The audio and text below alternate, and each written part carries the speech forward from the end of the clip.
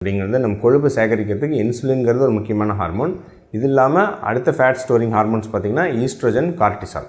So இப்போ நாம் மாவுச்சத்து உணவுகள் அதெல்லாம் அதிகமாக எடுக்கிறோம், உடல் உழைப்பு இல்லை, அதிக ரிஃபைன்டு மாவுச்சத்து உணவுகள்லாம் சாப்பிட்றோம் அப்படின்னா உடல் பருமன் இன்சுலின் லெவல் அதிகமாகறனால அதிகமாகுது. இதை நம்ம நிறைய காணொலிகளில் பார்த்துருக்கோம். பெண்களுக்கு பர்டிகுலராக உங்களுக்கு ஈஸ்ட்ரோஜன், ஏன்னா அவங்களுக்கு பெண் தன்மை காரணம் ஈஸ்ட்ரோஜன் ஹார்மோன். இந்த ஈஸ்ட்ரோஜன் ஹார்மோனுக்கு கொழுப்பை அதிகமாக சேகரிக்கும் தன்மை உண்டு. உங்களுக்கு குழந்தை பிறந்த பிறகு நிறைய பெண்கள் பார்த்திங்கன்னா உடல் பருமன் ஆகிறதுக்கு காரணம் என்னென்னா இந்த அதிக அளவில் ஈஸ்ட்ரோஜன் ஹார்மோன் அவங்க உடம்புல இருக்கிறது தான். ஸோ அது ஒரு முக்கியமான ஒரு ஃபேக்டர்.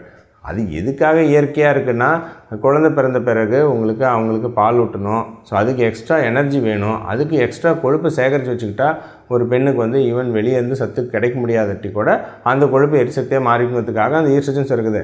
நாம் சத்துள்ளதாக சாப்பிட்றோன்னு ஃபுல்லாக கலோரியாக ஃபுல்லாக சாப்பிட்டு அப்புறம் குழந்தை பிறந்த பிறகு 20-30